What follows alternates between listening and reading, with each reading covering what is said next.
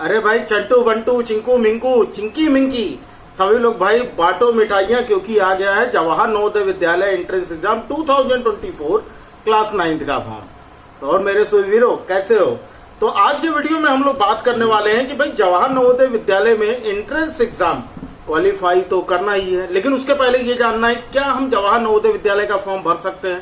काफी सारे बच्चे इतने मैसेज कर रहे हैं, इतने कॉल कर रहे हैं, और उनको बताते बताते भाई मैं थक गया कि भैया परेशान ना हो। अभी आपका 31 अक्टूबर लास्ट डेट है ना? 31 अक्टूबर लास्ट डेट है। मैं आपको सारी चीजें वीडियोस में क्लियर कर दूंगा कि कौन से ऐसे बच्चे हैं जो जवाहर नवोदय विद्यालय का फॉर्म भर पाएंगे, कौन से बच्चे हैं जो जवाहर नवोदय विद्यालय का फॉर्म नहीं भर पाएंगे। तो वीडियो को पूरी देखिएगा, लास्ट तक देखिएगा, क्योंकि आज की वीडियो में हम लोग ये जानेंगे कि भाई फॉर्म कब से भरा जाएगा, इसके लिए एलिजिबिलिटी क्या होनी चाहिए, यानी कि योग्यता होनी चाहिए, हमारे एग्जाम में क्या क्या आएगा, सिलेबस क्या होगा, एज क्या होनी चाहिए, साथ ही साथ पेपर्स में जो पेपर होंगे हमारे उसमें क्या क्या आएगा, कितने टाइम का पेपर होगा, सारी चीजें हम लोग इस वीडियो में डिस्कस करेंगे। तो चलो आ जाते हैं सीधा जो कि जवाहर नवोदय विद्यालय का प्रॉस्पेक्टस आया है, जो कि उनका नोटिफिकेशन आया, हम लोग उसका एक ब्रीफ समरी ले लेते हैं कि क्या क्या चीजें उसमें दी गई हैं। तो आ जाओ सीधे, लेकिन वीडियो स्किप ना करना। वीडियो पे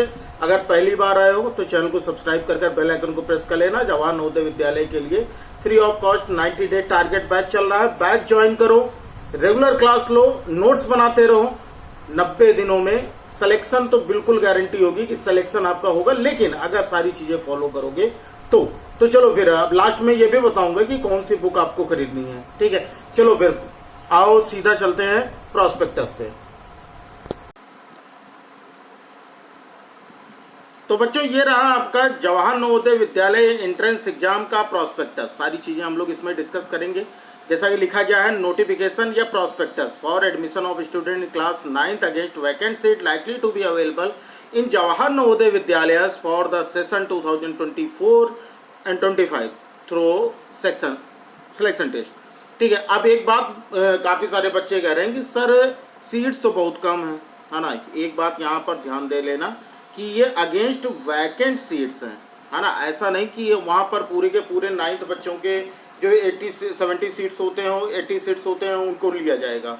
जो बच्चे क्लास 8 से क्लास 9th में गए हैं, और कुछ बच्चे ऐसे होते हैं जो कि नवोदय विद्यालय छोड़ देते हैं किसी रीजन से, ठीक है, तो वो सीट्स हो जाती हैं खाली, और उन्हीं सीट्स पर एडमिशन क्लास 9th में होता है। हाँ, क्लास 6 का जो एडमिशन होता है वो पूरे के पूरे उसमें सारे बच्चे जो 80 सीट्स होती हैं वो टोटल 80 सीट्स के लिए एडमिशन होता है, लेकिन क्लास 9th में जो एडमिशन होगा वो केवल वैकेंट सीट्स के लिए होगा। ठीक है, कि आपके ज़िले में कितनी सीट्स हैं इसके लास्ट में ही आपको अभी वीडियो के लास्ट में आपको बताया जाएगा कि आप कैसे चेक कर सकते हो। चलो आगे देखते हैं। यहाँ पर भाई ये इंट्रोडक्शन दिया गया है कि जवाहर नवोदय विद्यालय वगैरह कब बना, कैसी चीज़ें हैं। तो और एडमिशन देखो, यहाँ पर कुछ बच्चे पूछते हैं सर जब फीस लगती है ना, तो हम यहाँ पर थोड़े से फीस के बारे में बात कर लेते हैं। Jawahar Navodaya Vidyalaya JNU are affiliated to central board of secondary education, यानी जो जवाहर नवोदय विद्यालय है वो सीबीएसई से टाई अप है इसका। ठीक है, तो सीबीएसई यहाँ पर सीबीएसई स्कूल है ये। Which education is the school is fees including board and lodging, मतलब वहाँ पर आपके रुकने और ठहरने का जो भी स्कूल की जो फीस लगती है यूनिफॉर्म टेक्स्ट बुक की, वो 600 रुपीज़ पर मंथ है, मतलब हर महीने आपका 600 रुपये फीस लगेगा। काफ़ी सारे बच्चे तो सोच रहे होंगे सर हमने तो सुना फ्री है। हाँ, आगे बढ़ते हैं, बात करते हैं ना। Only for the student of class 9th to 12th toward विद्यालय विकास निधि, मतलब ये कहाँ पर जमा होता है, 9th to 12th के बच्चों के लिए जो विद्यालय के विकास निधि है उसमें जमा होता है। How are students belonging to SC/ST category, ऐसे बच्चे जो कि SC/ST हैं या दिव्यांग हैं, या फिर जितनी भी लड़कियां हैं, जितने भी गर्ल्स स्टूडेंट हैं, इनके लिए वो family income below poverty level, अगर उनके पास BPL कार्ड हो।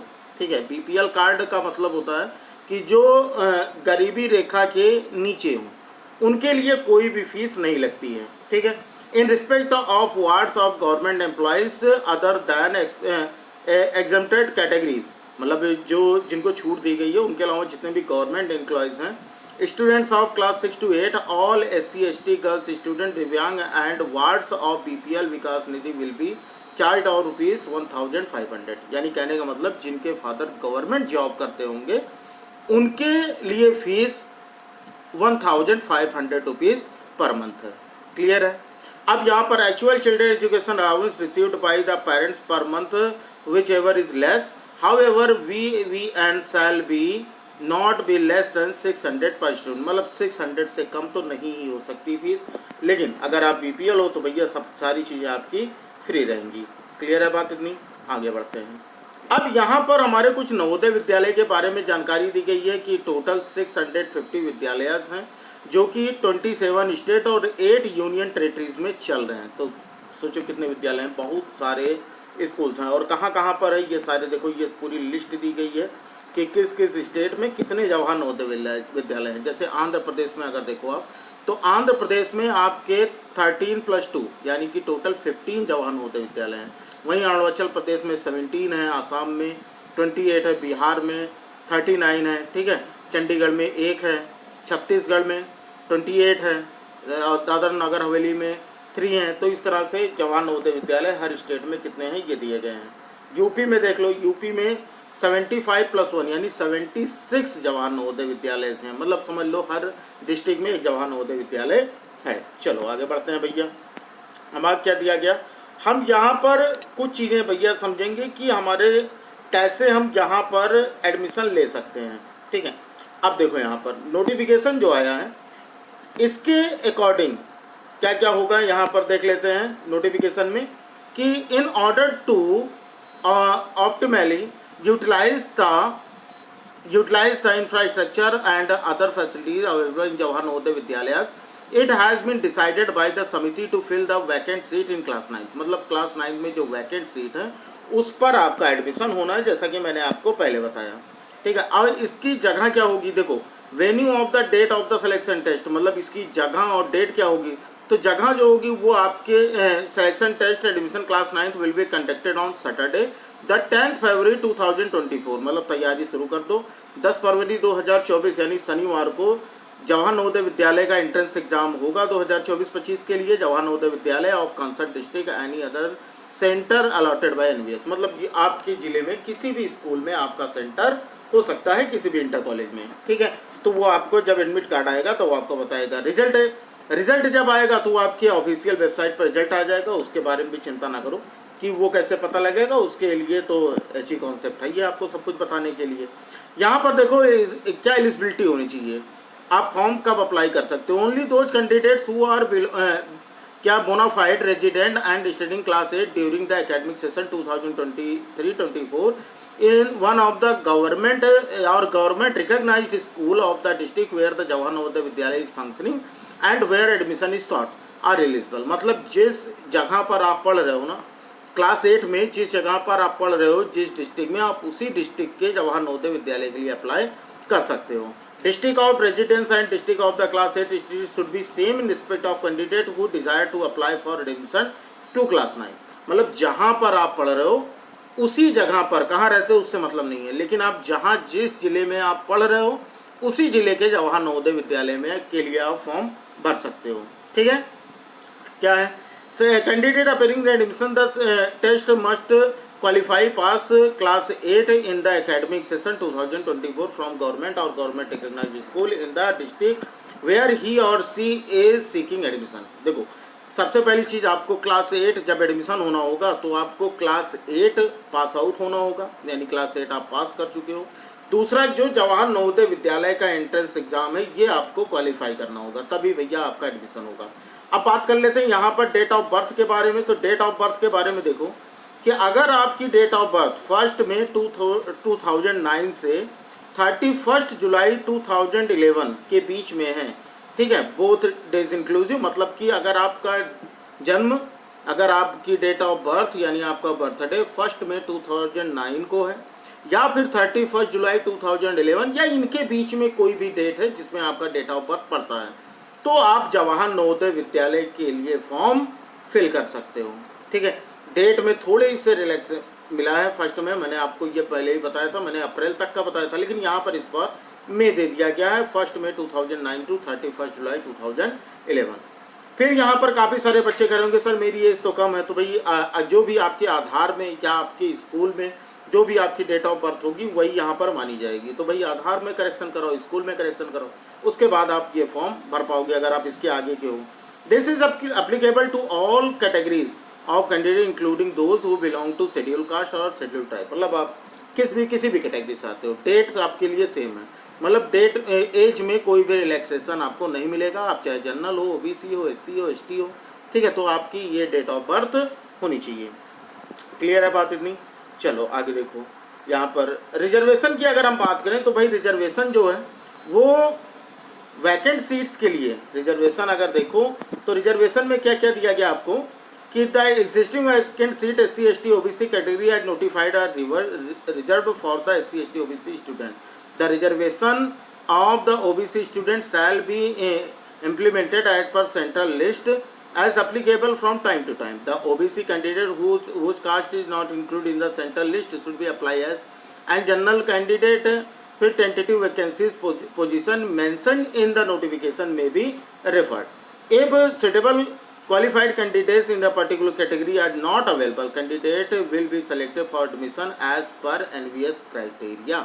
अब देखो यहाँ पर बात की जा रही है, काफ़ी सारे बच्चे ये पूछ रहे थे कि सर मेरे ज़िले में तो जनरल के लिए कोई वैकेंट सीट है ही नहीं, है ना, ये भी तो क्या मैं फॉर्म फिल कर पाऊँगा? तो यहाँ पर भैया बात समझो कि जैसे ये लास्ट लाइन जो लिखी गई है, ठीक है, ये if suitable qualified candidate in a particular category are not available, candidate will be selected for admission as per NVS criteria. यानी कहने का मतलब ये है कि अगर जो कैंडिडेट होगा, मान लो कोई क्वालिफाई करता है, वो एडमिशन नहीं लेता तो उसकी जगह पर आपका एडमिशन हो सकता है। बाकी जो भी अभी की जो सीट्स दी गई हैं वो प्रेजेंट टाइम की है। आपका फरवरी में एग्ज़ाम होगा, फरवरी में एग्ज़ाम होने के बाद अप्रैल तक में रिजल्ट आएगा, आपका जून जुलाई तक में एडमिशन होगा नवोदय विद्यालय में।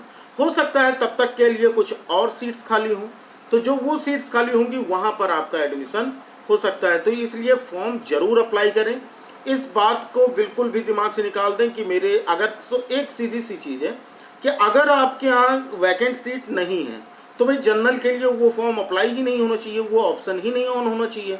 लेकिन अगर आप फॉर्म फिल करोगे तो फॉर्म में आपका फिल हो जाएगा, आप एंट्रेंस एग्ज़ाम भी दे पाओगे। तो इसलिए मैं कहना चाहूँगा भाई सभी बच्चे एंट्रेंस एग्ज़ाम जरूर दें। सिलेक्शन होना या ना होना वो बात की बात है, वो मैंने पहले भी आपसे कह चुका हूँ कि आप अपनी मेहनत करो। यहाँ पर आपका ये पहला एंट्रेंस एग्ज़ाम होगा, तो इसलिए बहुत ज़्यादा ज़रूरी है कि भाई पहले एंट्रेंस एग्ज़ाम में आप ये देखो कि आप की पढ़ाई कैसी चल रही है। कम से कम एक आपको आइडिया हो जाएगा कि आप पेपर कैसे कर पा रहे हो। इसके साथ अगर आप यहाँ पर अच्छा कर पाओगे तो आगे और भी एग्ज़ाम्स होंगे, ओलंपियाड होंगे, स्कॉलरशिप एग्ज़ाम्स होते हैं, उसमें भी आप काफ़ी अच्छा परफॉर्म कर सकते हो। तो भाई फॉर्म में ये कहना चाहूँगा सभी लोग फॉर्म फिल करो और सभी लोग तैयारी करो और अच्छे से तैयारी करके एग्ज़ाम दो, हो सकता है कि आपका एडमिशन हो जाए। क्लियर है बात? चलो अब यहाँ पर वही बात आती है रूरल और अर्बन कैंडिडेट्स की। भैया जो रूरल का मतलब हो गया जो गांव वाले हैं, अर्बन का मतलब शहर वाले स्टूडेंट। तो अगर आप गांव के स्कूल में पढ़ते हो तो गांव के आप अप्लाई करोगे कि भाई आप गांव वाले हो। अगर आप शहर के स्कूल में पढ़ते हो तो आप ये दिखाओगे कि आप शहर के हो, ठीक है। तो यानी रूरल और अर्बन ये आपके गाँव किस जगह पर रहते हो उससे उनका कोई लेना देना नहीं है। आप किस स्कूल में पढ़ते हो, अगर आप गाँव के स्कूल में पढ़ते हो तो आप अपना रूरल दिखाना, अगर आप अर्बन में पढ़ते हो तो फॉर्म में आप अर्बन ही फिल करोगे। क्लियर है बात? चलो आगे बढ़ते हैं। आगे आता है कि कैसे अप्लाई करना है। देखो कैसे अप्लाई करना है, ये वेबसाइट दी गई है, इस वेबसाइट पे जाओगे आपका फॉर्म ओपन हो जाएगा, वहाँ से जाकर रजिस्ट्रेशन करना और रजिस्ट्रेशन करने के बाद आप फॉर्म को फिल कर लेना, ठीक है। और जो फॉर्म भरने की लास्ट डेट है वो 31 अक्टूबर 2023 है। मतलब आपके पास लंबा टाइम है, लेकिन जितनी जल्दी हो सके उतनी जल्दी फॉर्म भर दें, क्योंकि सर्वर डाउन होने में भैया अगर सर्वर डाउन हो जाता है तो लास्ट टाइम तक अगर जाओगे, सोचोगे हम 25 अक्टूबर या हम लास्ट में भरेंगे, तो हो सकता है साइट ना चले और आपका फॉर्म रह जाए। तो जितनी जल्दी हो सके उतनी जल्दी आप फॉर्म फिल कर लीजिए। Candidates parents have to go through the notification cum prospectus and ensure the fulfilment of eligibility criteria. Please note that selection test against the vacant seats only, subject to availability of accommodation in the JNV concerned, ठीक है। तो भैया ये पहले से ही बता रहे हैं कि फॉर्म भरने से पहले आप प्रॉस्पेक्टस चेक कर लो कि क्या आप एलिजिबल हो फॉर्म भरने के, और वैकेंट सीट आपके लिए है या नहीं है, पहले ये फिल कर लो और उसके बाद ही फॉर्म भरो। मतलब ये जवाहर नवोदय विद्यालय साफ साफ कहता है कि अगर आपके लिए सीट्स नहीं है तो भई अगर आपकी इच्छा है तो आप फॉर्म भरो, ठीक है। लेकिन वहाँ पर एडमिशन अगर नहीं होता तो उसके लिए नवोदय विद्यालय कोई जिम्मेदारी नहीं लेगा। आगे बढ़ते हैं। अब यहाँ पर आता है द फॉलोइंग डॉक्यूमेंट्स, मतलब यहाँ पर हमारे लिए डॉक्यूमेंट्स क्या क्या लगेंगे। डॉक्यूमेंट्स की जो साइज होनी चाहिए, जो फॉर्मेट होना चाहिए वो जेपीजी फॉर्म में होना चाहिए और 10 to 100 KB में होना चाहिए। जब आप साइबर कैफे जाओगे वहाँ पर ये सारी चीज़ें आपको बता दी जाएंगी।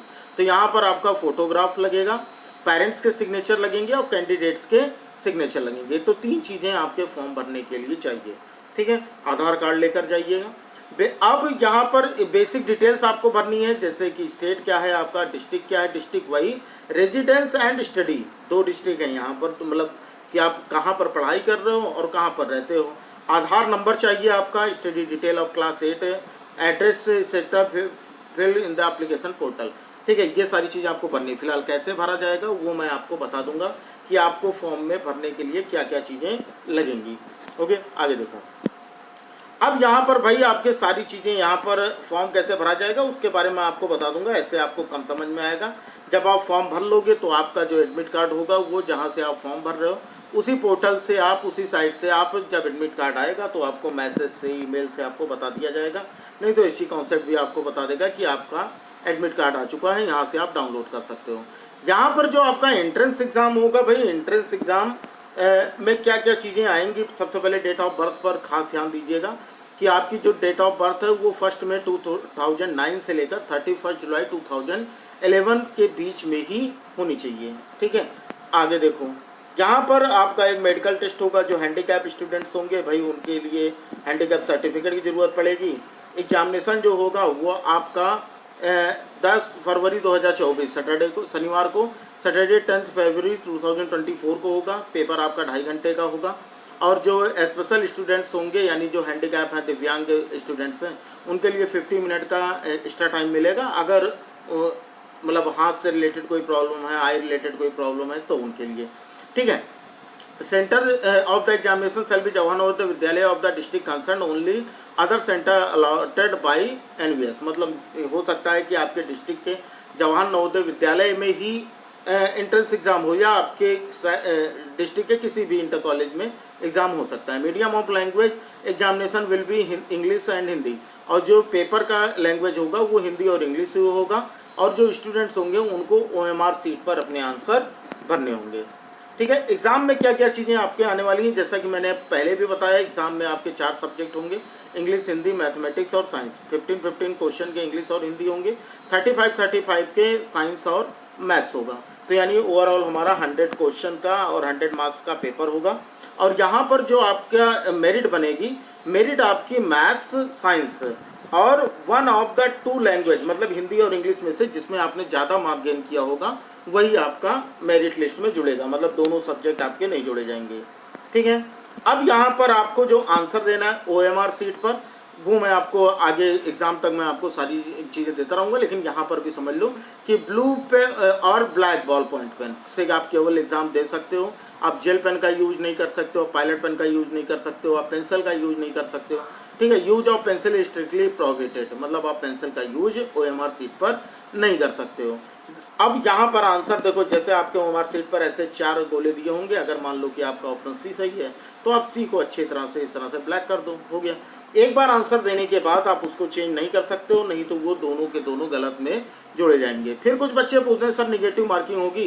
1 mark given for the every correct answer, हर गलत सही आंसर के लिए 1 मार्क मिलेगा, आपको 1 मार्क मिलेंगे, लेकिन निगेटिव मार्किंग इसमें नहीं है। क्लियर है बात इतनी। उसके बाद कौन कौन से डॉक्यूमेंट्स लगेंगे जब आपका सिलेक्शन हो जाएगा। तो जब आपका सिलेक्शन हो जाएगा तो भैया वो सारी चीज़ें मैं आपको आगे बता दूंगा। यहाँ पर अभी आपको केवल अपने एग्जाम से रिलेटेड चीज़ें देखनी है। देखो सिलेबस देख लो। सिलेबस में इंग्लिश का जो सिलेबस दिया गया आपका, वैसे इनके सिलेबस पे ज़्यादा भरोसा होता नहीं मुझे, लेकिन फिर भी इनका सिलेबस देख लो। इसमें दिया गया है कंप्रिहेंशन यानी unseen passage, word and sentence, structure, spelling, rearranging jumble word, passivation, use of degree of composition, modal auxiliaries, verb, use of preposition, tense form और रिपोर्टेड स्पीच, ये इंग्लिश में आएगा। हिंदी में आपके जहाँ पर वर्ण विचार, वर्तनी विवेक, शब्द भेद, स्रोत उत्पत्ति, पर्यायवाची विलोम, ठीक है, शब्द विवेक, उसके बाद पद भेद, व्याकरणिक कोड की पहचान, पद परिचय, अशुद्ध वाक्य को शुद्ध करना और वाक्य रचनांतरण, मुहावरा, लोकोक्ति, इतनी सारी चीज़ें, और साथ में अनसीन पैसेज यानी अपठित बोधात्मक प्रश्न आएंगे। ये सारी चीज़ें आपके।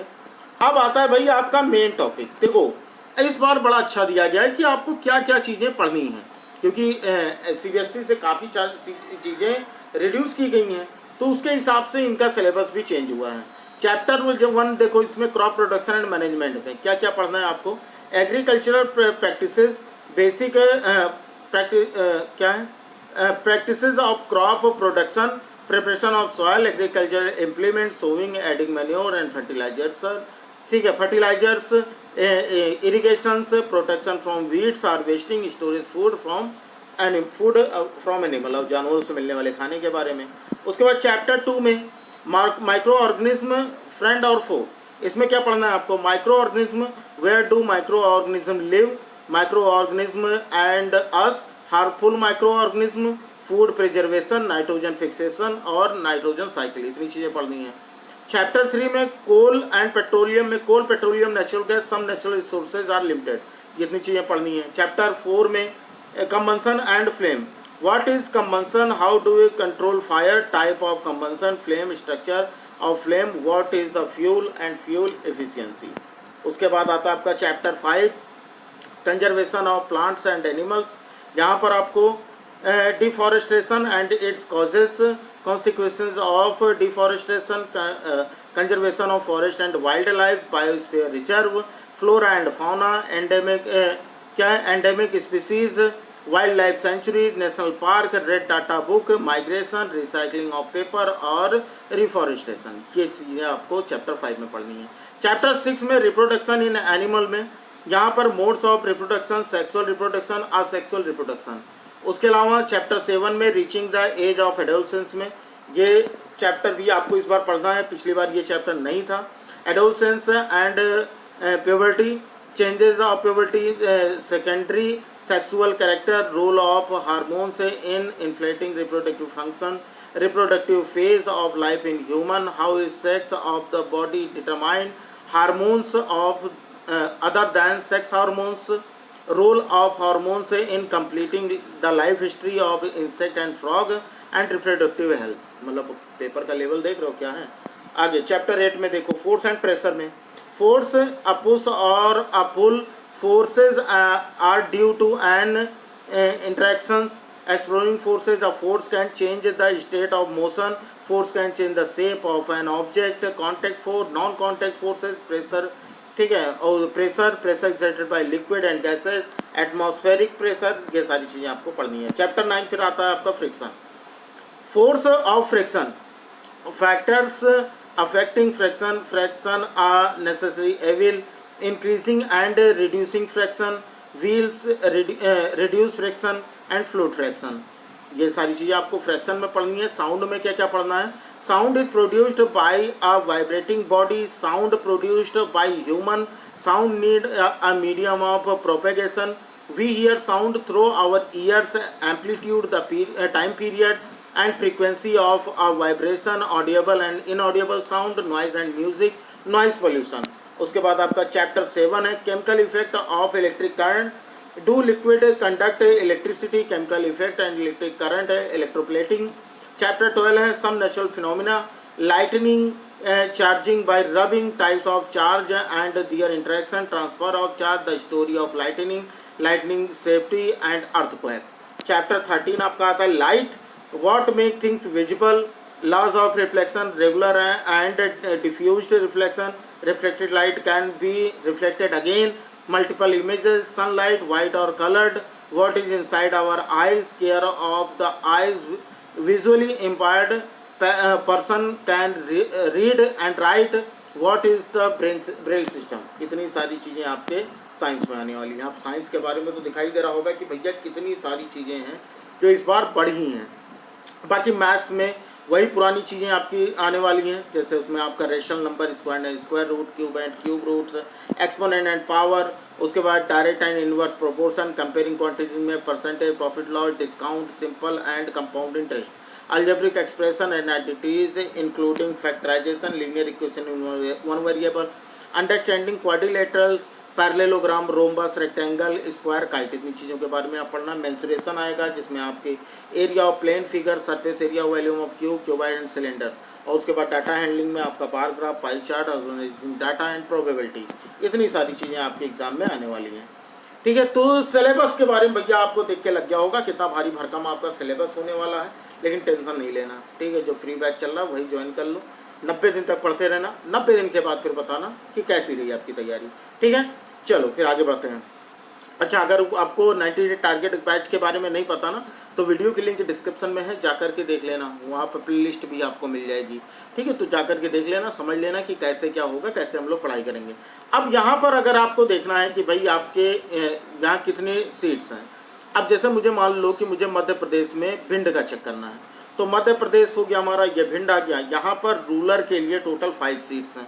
ठीक है, रूरल स्टूडेंट्स के लिए टोटल देखो तो यहाँ पर 5 सीट्स हैं, जिसमें से 1 गर्ल, ठीक है, 1 OBC, 1 SC, ST और डिसेबल्ड के लिए कोई सीट नहीं है, यानी टोटल यहाँ पर आपके 6 सीट्स होने वाले हैं। क्लियर है बात? अच्छा, अगर मान लो मुझे चेक करना हो फैजाबाद, उत्तर प्रदेश फैजाबाद, तो मैं आता हूँ भाई यहाँ पर उत्तर प्रदेश चुनता हूँ पहले। ये जम्मू कश्मीर आ गया हमारा, पंजाब आ गया, आंध्र प्रदेश आ गया, कर्नाटक आ गया, उसके बाद आगे यहाँ पर UT आ गया, हरियाणा आ गया, राजस्थान।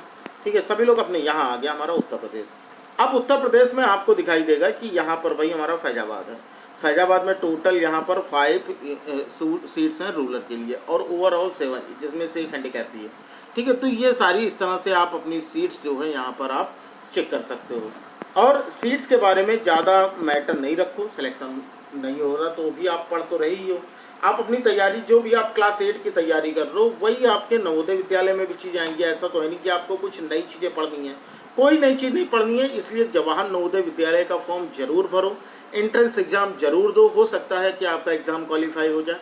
अगर यहाँ नहीं होता तो तैयारी आपकी होती रहेगी। अभी आगे और भी फॉर्म्स आने वाले हैं, जैसे कि बिहार के बच्चों के लिए सिमरतुला, यूपी के बच्चों के लिए सेंट्रल हिंदू स्कूल। ठीक है, ऐसे ही बहुत सारे स्कूल्स हैं, उत्कर्ष है, प्रयास है, बड़े बड़े स्कूल्स हैं जिनमें आप एडमिशन ले सकते हो। तो तैयारी आप जरूर करें, फॉर्म जरूर अप्लाई करें। सैनिक स्कूल आने वाला है, लड़कियों के लिए तो नहीं होगा, लेकिन लड़कों के लिए सैनिक स्कूल भी होगा। तो तैयारी आपकी सिलेबस सेम है, तो तैयारी आपकी अच्छी रहेगी। ठीक है, तो उम्मीद करूँगा कि आपको मेरी बातें, बताई गई बातें आपको समझ में आई होंगी, और सभी लोग जवाहर नवोदय विद्यालय का फॉर्म जरूर भरोगे। ठीक है, तो कैसा लगा वीडियो? आपको सारी चीज़ें, आप इन्फॉर्मेशन आपको सारी मिल गई। अगर फिर भी कुछ चीज़ें आपके दिमाग में कोई भी डाउट हो तो कमेंट बॉक्स में बता देना। ठीक है, कमेंट बॉक्स में, या फिर व्हाट्सएप और टेलीग्राम का लिंक भी आपको डिस्क्रिप्शन में मिल जाएगा, वहाँ से जाकर के ज्वाइन कर लेना। और जो भी आपको लगता हो कि भाई आपका ये डाउट है, तो वो पूछना ज़रूर। ठीक है ना? और अगर आप जवाहर नवोदय विद्यालय का फॉर्म भर रहे हो तो कमेंट बॉक्स में ज़रूर लिख देना कि yes sir, I am filling the examination form, I am filling NVS examination form. ठीक है, लिख देना yes sir, I am filling, I am filling. ठीक है, बस ऐसे लिख देना, केवल आई एम फिलिंग। बस मैं समझ जाऊंगा कि भाई आप जवाहर नवोदय विद्यालय, कौन सा बच्चा है जो जवाहर नवोदय विद्यालय का फॉर्म इस बार फिल कर रहा है। ठीक है, तो चलो फिर बच्चा लोग पढ़ते रहो, तैयारी को और ज़्यादा तेज कर दो। ठीक है, अपनी क्लास 8 की ही बुक से पढ़ना, क्योंकि साइंस का लेवल देख रहे हो इसके, तो साइंस केवल आपकी स्कूल की बुक ही कवर कर सकती है। तो जो भी आपकी स्कूल की बुक चलती है वहाँ से साइंस पढ़ना, मैथ्स भी पढ़ना, बाकी चीज़ें मैं हूँ आपको पढ़ाता रहूँगा, बताता रहूँगा। 90 डेज टारगेट बैच में जो कि फ्री है, उसमें मैं आपको बताता रहूँगा कि कैसे कैसे आपको क्वेश्चंस करने हैं और कैसे आपको तैयारी करनी है। ठीक है, चलो फिर पढ़ते रहो, मिलते हैं फिर अगली क्लास में। तब तक के लिए जय हिंद, वंदे मातरम, जय श्री राम, राधे राधे।